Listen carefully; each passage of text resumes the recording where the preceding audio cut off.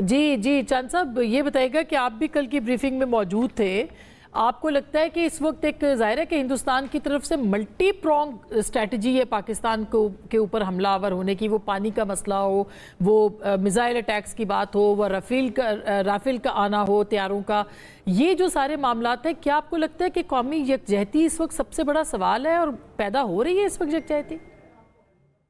देखें जी, कौमी यकजहती जो है ये वक्त की अहम जरूरत है और मैं समझता हूँ कि हुकूमत और अपोजिशन दोनों को चाहिए कि इसमें जिम्मेदारी का मुजाहरा करें और इमेच्योरिटी का मुजाहरा ना करें और अपने जो पर्सनल गेम्स और स्कोर्स हैं उनको सेट करने की बजाय इस वक्त कल मीटिंग में भी यही फैसला हुआ कि कोई अपोजिशन के साथ इस वक्त कोई जो हमारी आपस की तलखियां हैं ना टॉक शोज में होंगी ना वैसे होंगी।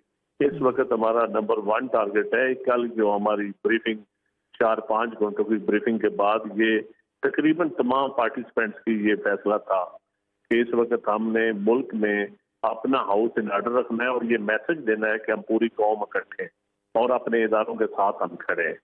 तो ये मैसेज इस वक्त जिम्मेदारी हुकूमत की भी है और अपोजिशन की भी है। लेकिन कल पीटीआई तो नहीं थी ना उसमें, उस ब्रीफिंग का उन्होंने बायकॉट किया। आना चाहिए था, पीटीआई को आना चाहिए था। पीटीआई ये मुतालबा रख देती अगर जो इस वक्त अभी कह रहे हैं कि जी हमें इसहाक डार साहब ब्रीफिंग दें या DGISPR नहीं, उनसे हम नहीं लेना चाहते तो कोई और दे दे, तो ये मुतालबा ये रखते, लेकिन इनको आना जरूर चाहिए था और ये एक मैसेज जाता कि पार्लियामेंट से हटके या पार्लियामान से हटके भी ये स्पोक्स पर्सन जो है तमाम पार्टियों के तो जो मीडिया पे जाते हैं लोग, ये सब इकट्ठे हैं के इश्यूज पर। और मैं समझता हूँ ये इस क्राइसिस में ये एक अपॉर्चुनिटी हमारे लिए निकलती है कि इस मुल्क में जो हमारी आपस की लड़ाइयाँ हैं जो इतनी शिद्दत इख्तियार कर गई हैं वो उस पर कमी आ जाती और ये मेरा ख्याल में ये अपॉर्चुनिटी हमें अब भी जाया नहीं करनी चाहिए।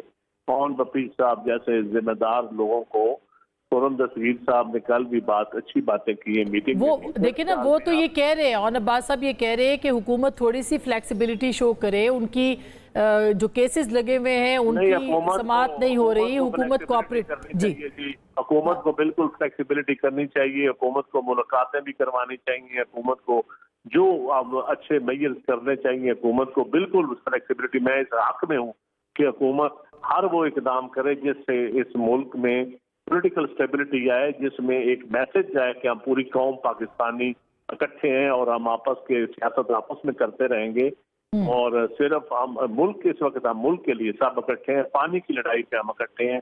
कोई जारियत करेगा नहीं तो चंद साहब इस जो पॉलिटिकल सिचुएशन है इसको ईज डाउन किया जा सकता है, इसमें कोई ब्रिज बन सकता है क्या? पीपल्स पार्टी आज को किरदार अदा कर वज़ीर आज़म साहब से यही बातें करने गए हैं, सदर साहब ने भी कल चाइना वालों से बात की है, सदर साहब भी कर रहे हैं बात, हम तो इनको समझा ही सकते हैं। तो मेरे ख्याल में इन दोनों की हम मेहनत ही कर सकते हैं। इस वक्त कौन देख रही है? मैं समझता हूँ कि ये पॉलिटिकली कोई पीटीआई के भी हक में चीजें नहीं हो रही। मगर पीटीआई की तो ये शरायत है ना, इस वक्त उनकी शर्त ये है कि इमरान खान साहब को रिहा किया जाए, फिर हम ऑल पार्टीज कॉन्फ्रेंस, यानी अगर हुकूमत बुला भी ले और खान साहब नहीं रिहा होते तो आपके ख्याल में फिर तो उस ऑल पार्टीज कॉन्फ्रेंस का कोई फायदा नहीं होगा? देखिए, जो हुकूमत की रिहाई की बात है ना, देखिए वो ड्यू प्रोसेस के जरिए आप होंगे। एक ड्यू प्रोसेस के बगैर तो आप नहीं रिहा हो सकते नहीं।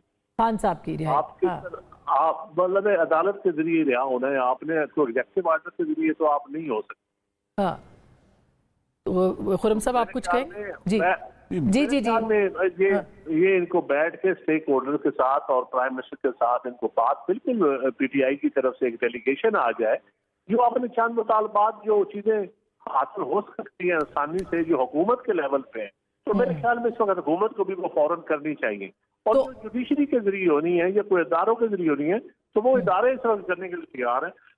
ये बेस्ट मौका है। अच्छा,